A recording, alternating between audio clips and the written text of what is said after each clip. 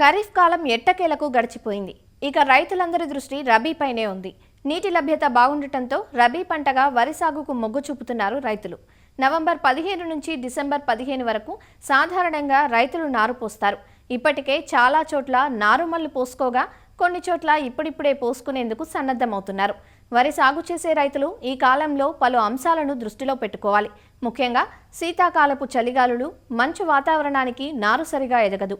చీడపీడలు ఆశించడంతో పాటు జింకు లోపం కూడా ఎక్కువగా కనిపిస్తుంది. ఇలాంటి సమయంలో నారు పెంపకంలో మెలకువతో వ్యవహరించినప్పుడే సకాలంలో ఆరోగ్యవంతమైన నారును పొందగలమంటూ రబీ వరి సాగులో నారుమడి యాజమాన్యం గురించి వివరిస్తున్నారు ఆచార్య ఎన్జీ రంగా వ్యవసాయ విశ్వవిద్యాలయం రాగోలు వ్యవసాయ పరిశోధనా స్థానం శాస్త్రవేత్త డాక్టర్ ఎం శ్రీనివాసరావు. నీటి వసతి ఎక్కువగా ఉండే ప్రాంతాల్లో రబీలో అనగా దాల్వాలో రెండో పంటగా కూడా మన శ్రీకాకుళం ఉత్తరాంధ్ర జిల్లాల్లో ఎక్కువగా రెండో పంటగా వరిని పండిస్తున్నారు.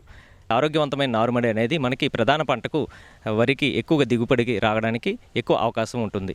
ఆరోగ్యవంతమైన నారుమడికి మనం తీసుకోవాల్సిన జాగ్రత్తలు చూసుకున్నట్లయితే సాధారణంగా మనకి రెండు రకాల నారుమడులను రైతులు ఉత్తరాంధ్ర జిల్లాల్లో ఎక్కువగా ఫాలో అవుతూ ఉంటారు. ఒకటి పొడి దుక్కు దున్నుకొని దానిలో నేరుగా విత్తనాలను ఎదజల్లుకుంటూ ఉంటారు. రెండవది దుంప నారుమడి. సాధారణంగా రబీలో రైతులు పంట కోత అనంతరం దమ్ము పట్టుకొని ఈ దుంప నారుమడిని ఎక్కువగా తయారు చేసుకుంటూ ఉంటారు. దుంప నారుమడి సాధారణంగా రబీకి అనుకూలంగా ఉంటుంది. ఎకరానికి 5 సెంట్ల నారుమడికి మనం తయారు చేసుకోవచ్చు. సెంటుకు 5 కేజీల చొప్పున 25 కేజీలు ఎకరానికి విత్తనం సరిపోతుంది. 10 నుంచి 12 రోజుల వ్యవధిలో 3 నుంచి 4 సార్లు బాగా దమ్ము పట్టుకొని నారుమడిని తయారు చేసుకోవాలి. నారుమడి చుట్టూ కాలిబాటలు తీసుకున్నట్లయితే నీటిని తీయడానికి పెట్టడానికి అనుకూలంగా ఉంటుంది. విత్తన శుద్ధి అనేది కూడా మనం చేసినట్లయితే తొలి దశలో శిలీంధ్రం ద్వారా మనకి నేల మరియు విత్తనం ద్వారా వ్యాపించే తెగుళ్లను మనం అరికొట్టుకోవడానికి అవకాశం ఉంది. కార్బనిజం 25 గ్రాములు 25 లీటర్ల నీటిలో కలిపి 25 కేజీల విత్తనానికి మనం 24 గంటలు నానబెట్టి విత్తన శుద్ధి చేసుకొని ఆ విత్తనాలను మనం మండికట్టుకున్నట్టయితే ఈ శిలీంధ్రం ద్వారా వ్యాప్తి చెందే తెగుళ్లను మనం అరికట్టుకోవచ్చు.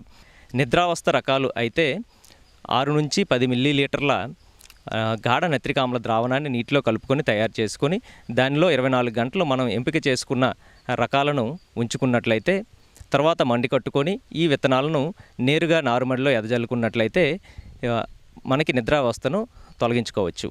మనం ఈ ముక్కు పగిలిన మొలకెత్తిన విత్తనాలను మనం నేరుగా ఈ దుంప నారుమడిలో చల్లుకోవాలి. నారుమడిలో ఎరువుల యాజమాన్యం అనేది చాలా ముఖ్యమైన అంశము. ఎరువుల యాజమాన్యంలో చూసుకున్నట్లయితే రెండవ దమ్ములో నారుమడి చేసుకుంటున్నప్పుడు 4 కేజీల సింగిల్ సూపర్ ఫాస్ఫేట్, 2 కేజీల పొటాషియం, 2 కేజీల యూరియాను రైతులు చల్లుకోవాలి. దీనివలన నారుకు తగినంత నత్రజని మరియు ఫాస్ఫరస్, పొటాషియం అందుతాయి.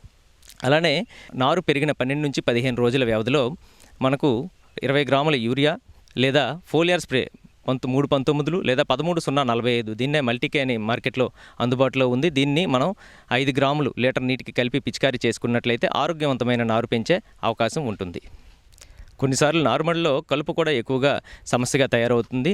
కలుపు ఎక్కువగా కనిపించినట్లయితే 18 నుంచి 20 రోజుల నారుమడిలో మనం బిస్పైర్ బ్యాక్ సోడియం కలుపు నాశిని 0.4 లీటర్ నీటికి కలిపి ఆకు బాగా తడిచేటట్టు పిచికారీ చేసుకున్నట్లయితే ఈ వెడల్పాటి ఆకులు మరియు ఊదర వంటి కలుపును మనం సమర్థవంతంగా నిర్మూలించుకోవచ్చు.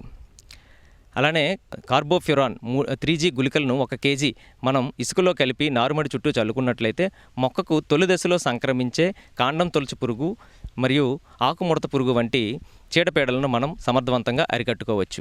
రబీలో సాధారణంగా మనకి జింక్ సూక్ష్మధాతు లోప లక్షణాలు అనేవి ఎక్కువగా కనిపిస్తూ ఉంటాయి. ఈ జింక్ సూక్ష్మధాతు లోప లక్షణాలు మనం చూసుకున్నట్లయితే ఆకు పై భాగంలో పసుపచ్చగా మారి తుప్పు మరకలు కనిపిస్తూ ఉంటాయి. ఇలా నారుమడిలో ఈ జింక్ సూక్ష్మధాతు లోప లక్షణాలు మనకి కనిపించినట్లయితే రైతులు తప్పనిసరిగా చీలేటెడ్ జింక్ 2 గ్రాములు లీటర్ నీటికి కలిపి పిచికారీ చేసుకున్నట్లయితే జింక్ సూక్ష్మధాతు లోప లక్షణాలను సమర్థవంతంగా అరికట్టుకోవచ్చు. సాధారణంగా రబీలో నారుమడిలో అగ్గి తెగులు అనేది ఎక్కువగా కనిపిస్తూ ఉంటుంది. ఈ అగ్గి తెగులు లక్షణాలు చూసుకున్నట్లయితే ఆకు పైభాగంలో బ్రౌన్గా మనకి మచ్చలు కనిపిస్తూ ఉంటాయి. ఈ మచ్చలు కనిపించే సమయంలో రైతులు 0.6 గ్రాముల ట్రైసైక్లోజోల్ అనే శిలీంద్ర నాశిని లీటర్ నీటికి కలిపి పిచికారీ చేసుకున్నట్లయితే ఈ అగ్గి తెగులు వ్యాప్తిని నారుమడితో పాటు ప్రధాన మడిలో కూడా చాలా వరకు అరికట్టుకోవడానికి అవకాశం ఉంటుంది. మేలైన యాజమాన్య పద్ధతులను నారుమడిలో రైతులు పాటించినట్టయితే అధిక దిగుబడులను ప్రధాన పంటలో మనం సాధించుకోవచ్చు.